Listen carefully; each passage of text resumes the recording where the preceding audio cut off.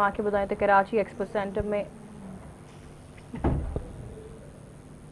मुतबादिल तवानाई जी नुमाइश जो इन वक्त इफ्तिताह कयो वियो आहे। सिंध जे सीनियर सूबाई वज़ीर शर्जिल इनाम मेमण पारां इफ्तिताह कयो वियो आहे। सिंध सीनियर वज़ीर शर्जिल इनाम मेमण इफ्तिताह करे चुको आहे। कराची एक्सपो सेंटर में मुतबादिल तवानाई जी नुमाइश जंहिंजो इफ्तिताह सिंध जे सीनियर सूबाई वज़ीर शर्जिल इनाम मेमण कयो आहे। कुछ देर में सीनियर सूबाई वज़ीर शर्जिल इनाम मेमण इफ्तिताही तकरीब खे ख़िताब कंदो। जी नाज़रीन, अव्हांखे ॿुधायूं पिया त कराची एक्सपो सेंटर में मुतबादिल तवानाई जी नुमाइश थी रही आहे, जंहिंमें सीनियर सूबाई वज़ीर शर्जिल इनाम मेमण शरीक आहे। सिंध जे सीनियर वज़ीर शर्जिल इनाम मेमण एक्सपो जो इफ्तिताह कयो आहे। कुछ ई देर में उहो ख़िताब भी कंदो तकरीब खे। अव्हांखे ॿुधायूं पिया त तकरीब में हिन वक्त मीडिया जो वॾो अंग भी मौजूद आहे। एक्सपो सेंटर कराची में मुतबादिल तवानाई जी नुमाइश थी रही आहे। सिंध जो सीनियर सूबाई वज़ीर शर्जिल इनाम मेमण मौजूद आहे, जंहिं तकरीब जो इफ्तिताह करे छॾियो आहे। सिंध जे सीनियर वज़ीर शर्जिल इनाम मेमण एक्सपो जो इफ्तिताह कयो आहे। अव्हांखे ॿुधायूं पिया त कुछ ई देर में सीनियर सूबाई वज़ीर शर्जिल इनाम मेमण तकरीब खे ख़िताब भी कंदो। अव्हांखे ॿुधायूं त हिन वक्त सीनियर सूबाई वज़ीर शर्जिल इनाम मेमण मुख़्तलिफ़ स्टॉलनि जो दौरो कयो आहे, जेको कुछ देर में तकरीब खे ख़िताब भी कंदो। एक्सपो जो इफ्तिताह करे चुको आहे। तकरीब हिन वक्त जारी आहे। कराची एक्सपो सेंटर में मुतबादिल तवानाई जी नुमाइश थी रही आहे। सिंध जो सीनियर सूबाई वज़ीर शर्जिल इनाम मेमण उते मौजूद आहे, जंहिं एक्सपो जो इफ्तिताह करे छॾियो आहे। अव्हांखे ॿुधाए रहिया आहियूं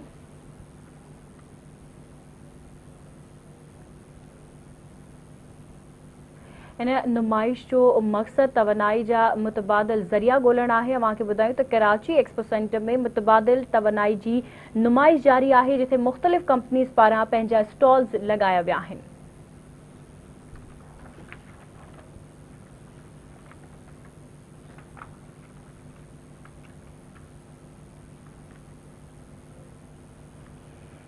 इते अव्हांखे ॿुधायूं त इसराइल जी लिबनान ते हमलनि में वधीक 72 शहरी शहीद थी विया, जंहिं ते हिज़्बुल्लाह मुसाद हेडक्वार्टर खे निशानो बणाइण जी दावा कई आहे। इसराइल जे लिबनान ते वहशियाना हमला जारी आहिनि। गुज़िरियल 24 कलाकनि दौरान इसराइली हमलनि में वधीक 72 शहरी शहीद थी विया, जंहिं बाद शहीद थियलनि जो अंग वधी 600 थी वियो। इसराइली हमलनि में हिन वक्त ताईं 1800 खां वधीक ज़ख़्मी थी पिया आहिनि। इसराइली हमलनि सबबि केतिरा ई इलाइक़ा मलबे जो ढेर बणिजी विया आहिनि। 90,000 खां वधीक शहरी बेघर थी विया आहिनि। लिबनान खां हिज़्बुल्लाह तरफ़ां इसराइल जे राजधानी तल अबीब ते पहिरियों मीज़ाइल हमलो कयो वियो। हमले में मोसाद हेडक्वार्टर खे निशानो बणायो वियो आहे। होरां इसराइल तरफ़ां दिफ़ाई निज़ाम ज़रिए मिज़ाइल खे तबाह करण जी दावा कई वई आहे।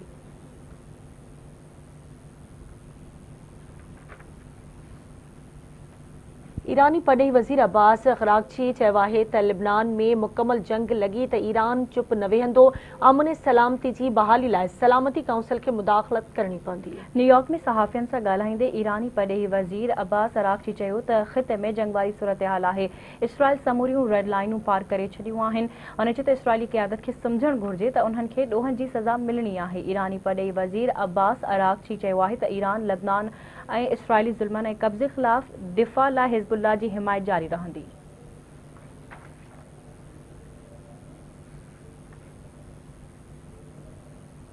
नाज़रीन, बिरो ॿीहर अव्हांखे वठी हलूं था। कराची एक्सपो में तवानाई जी नुमाइश जारी आहे, जंहिंखे सीनियर सूबाई वज़ीर शर्जिल इनाम मेमण ख़िताब करे रहियो आहे।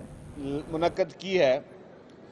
मैं समझता हूं कि हमारी बाकी जितनी भी एक्टिविटीज़ एक तरफ और जो ये फैक्ट वाली जो उन्होंने आज ये एग्जीबिशन मुनक़्क़द की है, ये एक तरफ। ये मैं सिर्फ इसलिए नहीं बोल रहा कि मैं यहाँ पे आज एक्सपो सेंटर कराची में मौजूद हूँ और यहाँ पे अभी मैंने इसका इफ्तिताह किया है तो मैं इसकी तारीफ़ कर रहा हूँ। मैं समझता हूँ कि ये वाकई आज के मुल्क के हालात के हिसाब से नहायत ही अहम कदम है।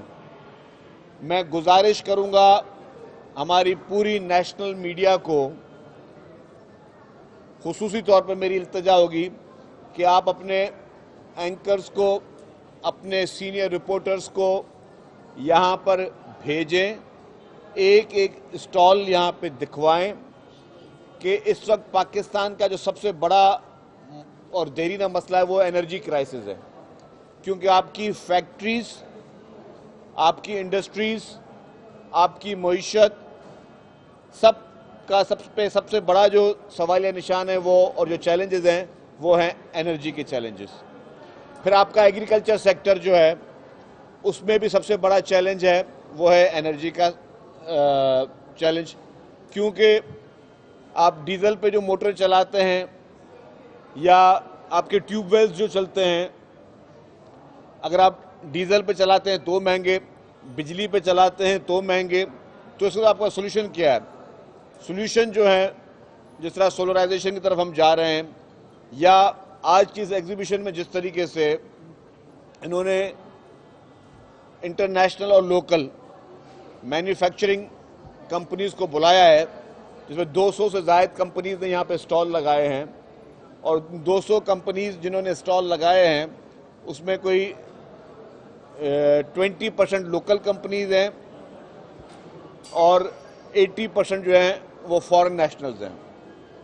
और वो उन्होंने यहाँ पे एक से एक अच्छी प्रोडक्ट यहाँ पे अपनी इंट्रोड्यूस की है, जिससे हम जो ग्रीन एनर्जी की बात करते हैं कि जी ग्रीन एनर्जी की तरफ हम जाएं, उसका एक बेहतरीन आपको सॉल्यूशंस यहाँ मिलेंगे।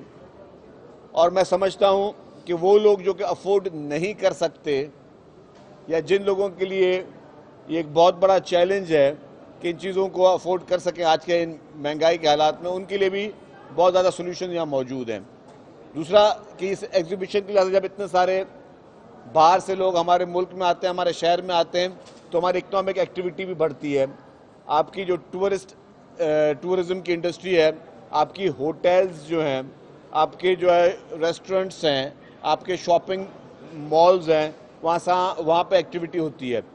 हमारी कोशिश यही होनी चाहिए कि 365 से 365 दिन साल के जो हैं वो यहाँ पे एग्जीबिशन चलती रहें। आज एक एग्जीबिशन चल रही है, कल दूसरी एग्जीबिशन चले, इस तरह हम पूरी दुनिया को भी मुतारिफ कराएं कि दुनिया यहाँ पे आए और यहाँ पे कारोबार करे, और यहाँ के लोग भी, हमारे कारोबारी लोग, उनके रवाबित इंटरनेशनल बिजनेस कम्युनिटी के साथ हों, ताकि वो अपने कारोबार को भी बाहर लेके जा सकें और बाहर के कारोबार भी जो है वो पाकिस्तान में आ सके, फॉरेन इन्वेस्टमेंट भी पाकिस्तान में आ सके। तो मैं दिल की गहराइयों से फैक्ट कंपनी की पूरी ऑर्गेनाइजेशन को बहुत ज़्यादा मुबारकबाद पेश करता हूँ, और मैं कराची के शहरियों से या पूरे पाकिस्तान भर के शहरियों से ये गुजारिश करूँगा कि ना सिर्फ कराची के शहरी यहाँ पे आएँ, पंजाब से भी दोस्त आएँ, बलूचिस्तान से भी आएँ, खैबर पख्तूनख्वा से भी आएँ, और ये इन एग्जीबिशंस को विज़िट करें, इन एग्जीबिशंस को कामयाब करें, क्योंकि ये एक्सपोज जो है ये हमारे मुल्क के लिए, हमारे मुल्क के बिज़नेस के लिए, हमारे मुल्क के कारोबार के लिए, हमारे मुल्क के अवाम के लिए एक नहायत ही इम्पॉर्टेंट है, और ये एक नहायत ही अहम किरदार अदा करते हैं। तो मैं सबको गुजारिश करूँगा कि इनको कामयाब करें, इनको इनकरेज करें, ताकि इनको देख के बाकी भी जितने भी शोबाजात हैं, बाकी भी जितनी इंडस्ट्री हैं, वो ज़्यादा से ज़्यादा जो हैं वो पाकिस्तान में, ख़ुसूस तौर पर मैं अपने सूबा सिंध की बात करूँगा कि यहाँ की तरफ आएँ और हम इन सारी चीज़ों को मिलकर कामयाब करें। एक दफ़ा फिर मैं इनको मुबारकबाद पेश करता हूँ। शर्जील साहब ये बता दें कि साकिब निसार साहब का बयान आपने सुना होगा कि मौजूदा चीफ जस्टिस के हवाले से जो उन्होंने अल्फाज में दोहरा भी नहीं सकता, उसके अलावा ये आईनी तरमीम के हवाले से पीपल्स पार्टी इस वक्त किस स्टैंड पे खड़ी है?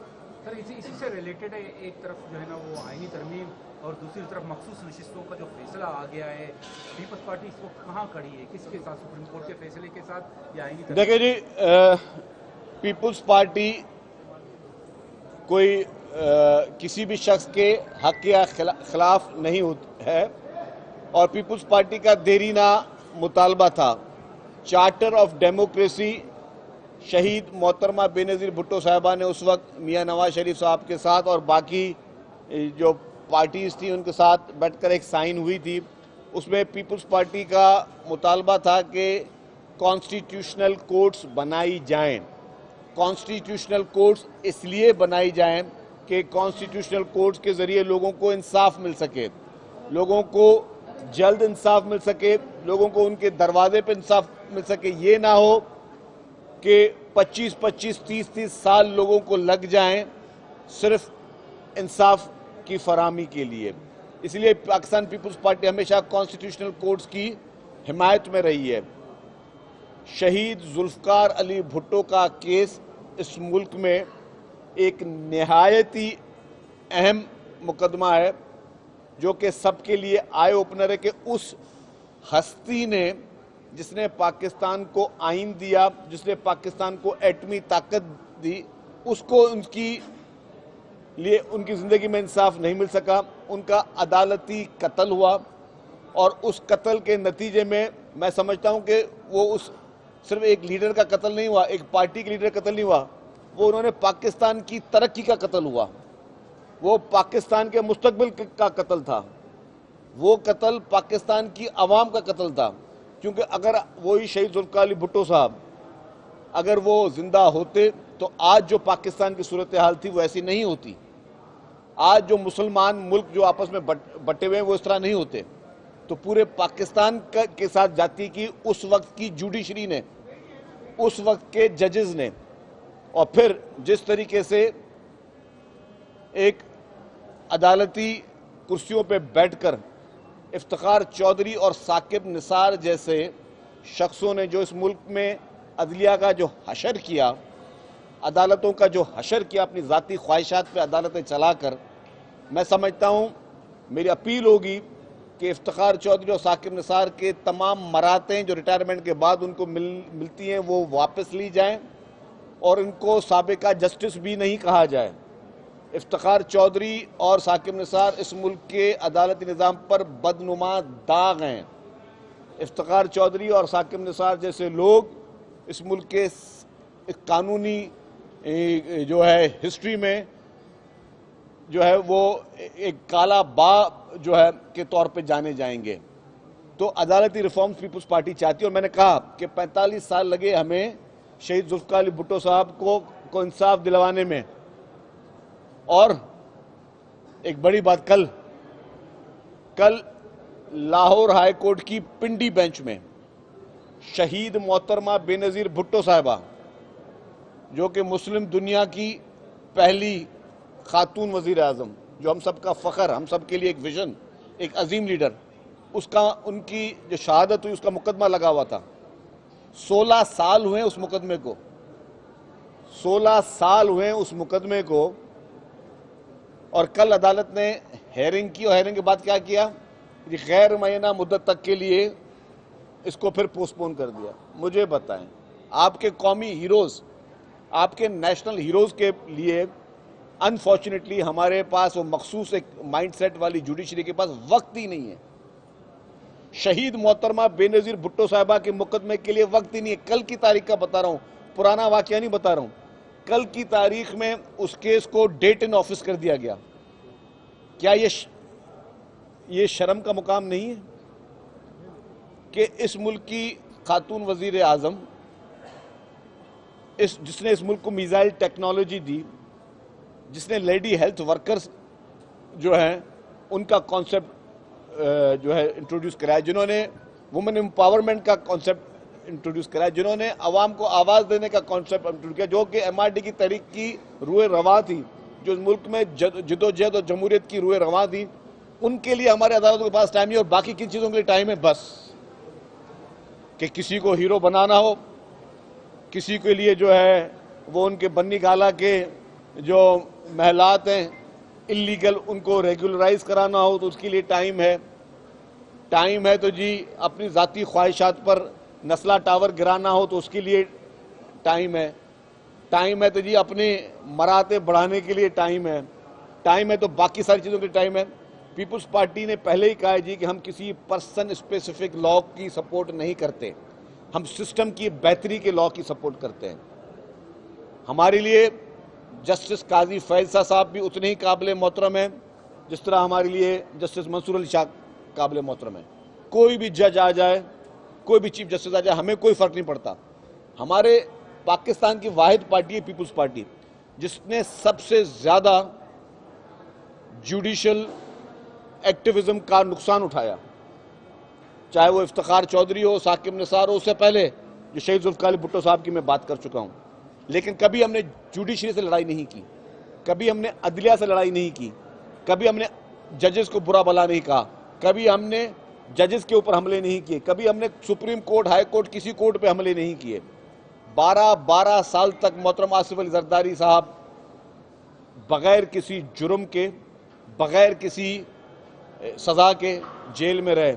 कभी उन्होंने किसी ये नहीं कहा कि जी हम जुडिशरी के खिलाफ कोई तहरीक चलाएंगे या जुडिशरी को लड़वाने की कोशिश करेंगे या जुडिशरी से लड़ने की कोशिश करेंगे। बाकी सारी पार्टीज ने पाकिस्तान में ये तजुर्बे करके देख लिए।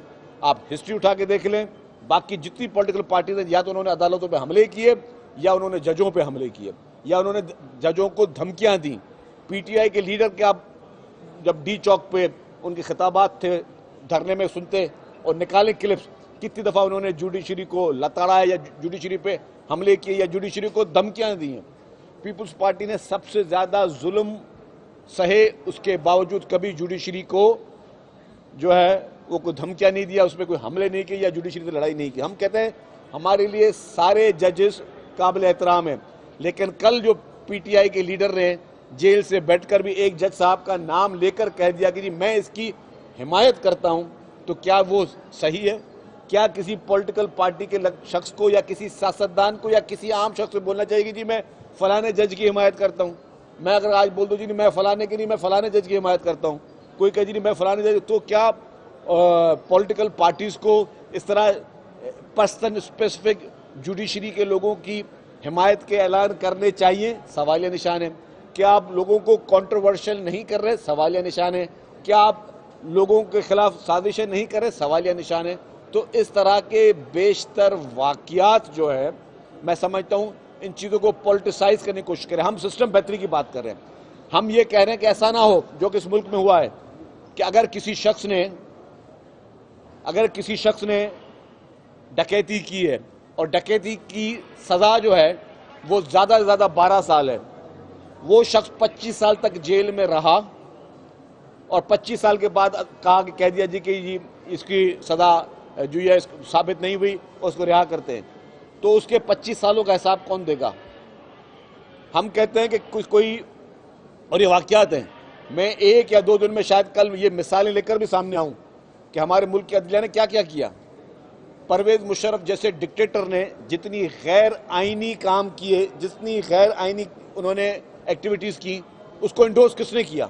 अनफॉर्चुनेटली इस मुल्क की जुडिशरी ने किया।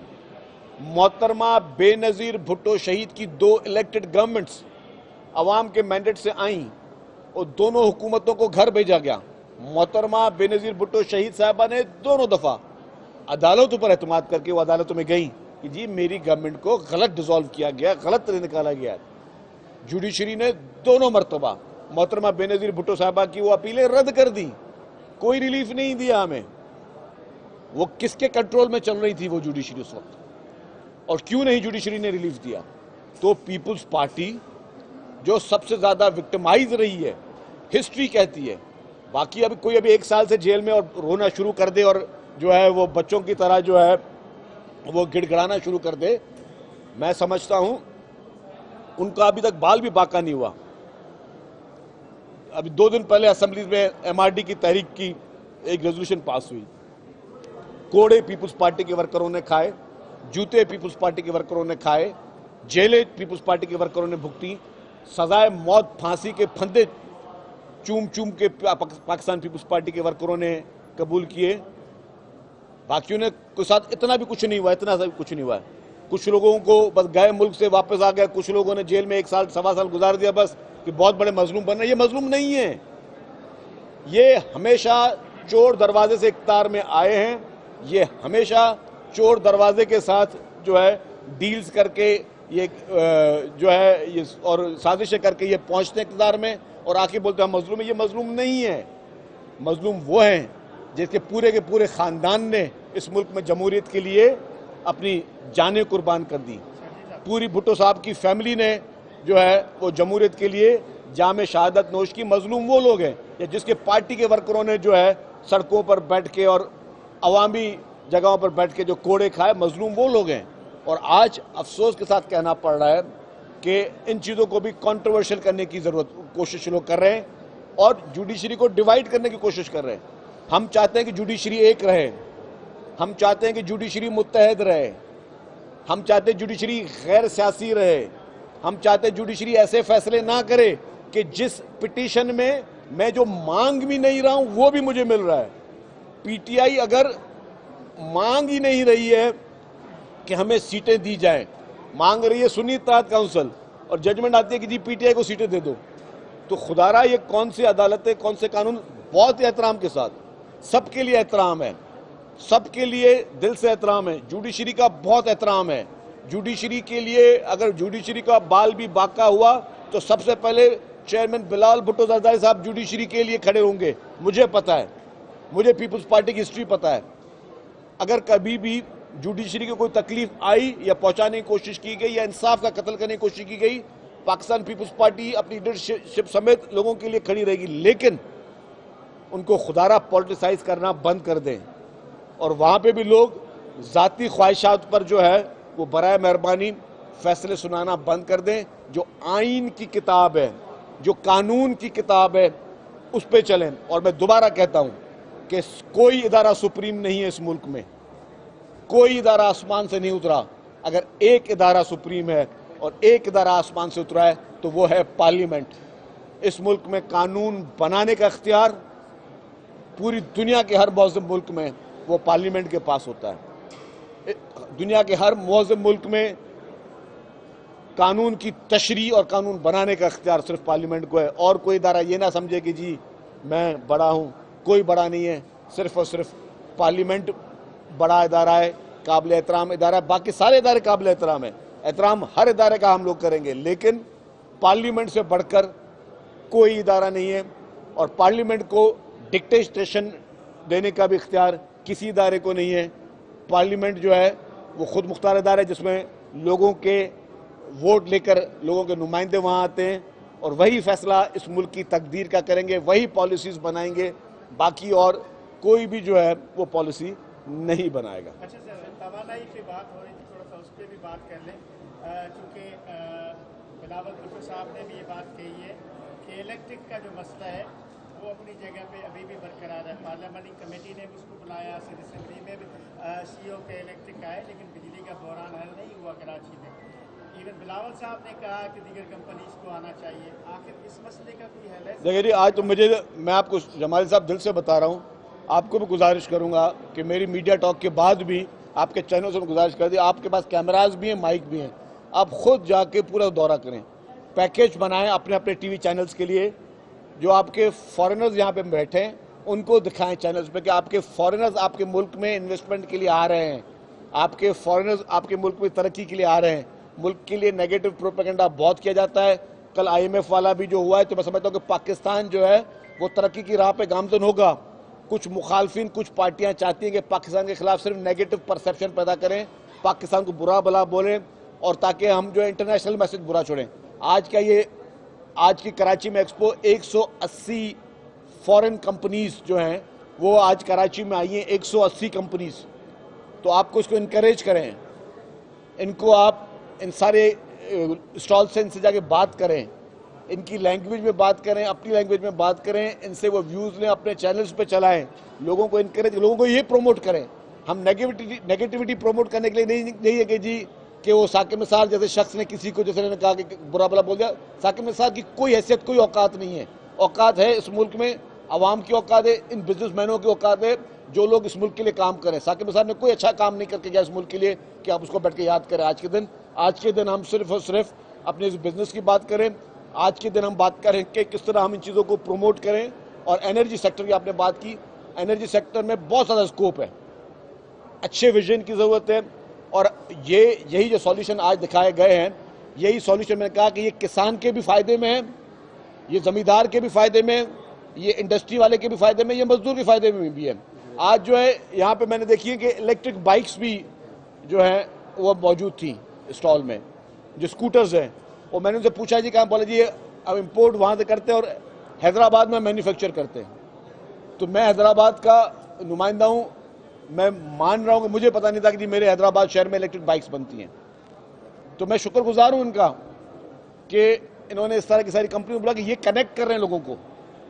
अब अगर हैदराबाद शहर में इलेक्ट्रिक स्कूटर्स बन रही हैं और कराची के लोग देख रहे हैं, पूरे पाकिस्तान के लोग देख रहे हैं, दुनिया के लोग देख रहे हैं, अल्लाह करे कि यहाँ की स्कूटर यहाँ बनने के बाद फिर एक्सपोर्ट हो कहीं और, तो हमें इस चीज़ को प्रमोट करना चाहिए। हम सिर्फ कि जी फलाना फलाने को गाली दे रहा है, फलाना फलाने को बुरा भला बोल रहा है, उससे बेहतर है हम अपना फ़र्ज़ पूरा करें। अगर आपके चैनल्स भी ना चलाएं तो आप सोशल मीडिया पे चलाएं इन चीज़ों को। कि जी ये है हमारा कराची, ये है हमारा पाकिस्तान। हम पूरी दुनिया को मैसेज जाएगा कि अगर आज 180 कंपनियां दुनिया की कराची में 3 दिन के लिए इस एग्जीबिशन के लिए आ रही हैं, तो और मजीद 1800 कंपनियां और आए। इस तरह लोगों को हम प्रमोट करें। ये कह दो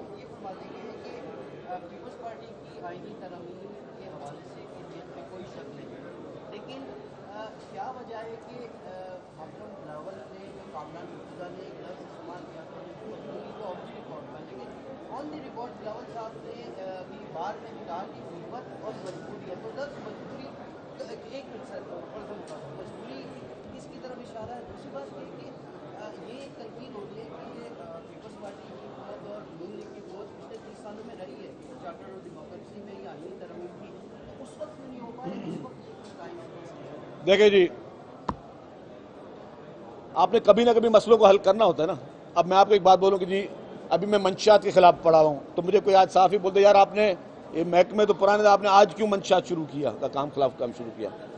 देखिए हर दौर में ये बातें होती रही हैं।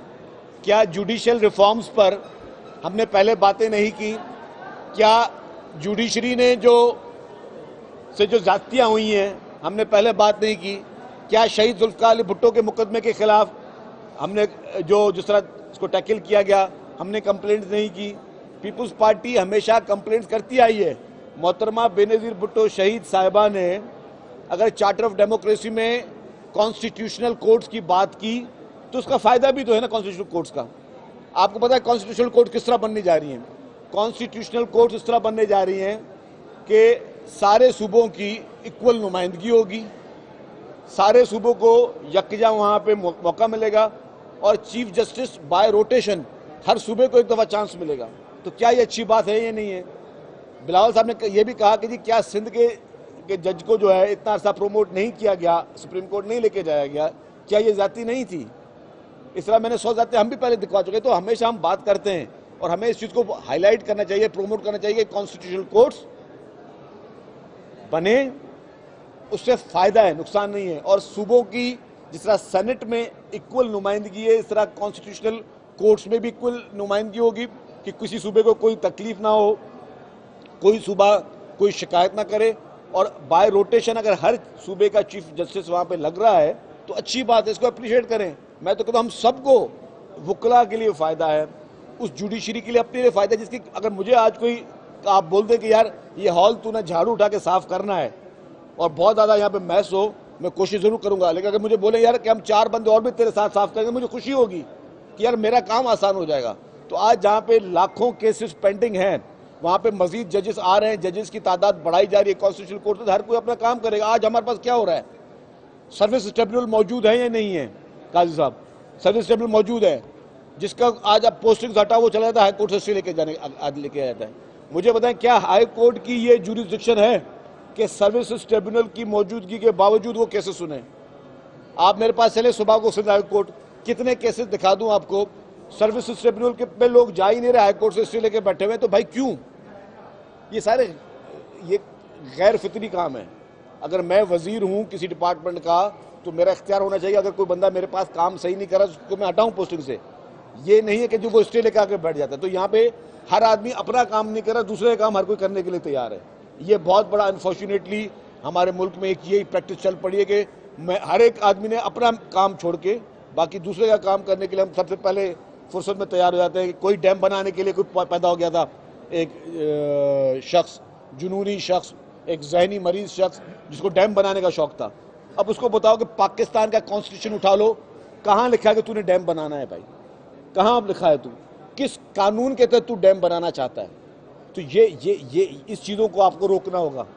कल को वो ये ना बोले कि जी मैं ट्रैफिक सिग्नल पे भी खुद खड़ा हूँगा और मैं ट्रैफिक पे भी खुद इशारा भी चलाऊँगा। तो इसलिए बराए मेहरबानी ये एक अच्छी नीयत में चीज़ें हो रही हैं, उसको सब सपोर्ट करें। Thank you. आप करेंगे, आप बात कर लें, कुछ कहेंगे? और इनको मैं गुजारिश करूँगा इनको ज़रूर हाईलाइट करें जी।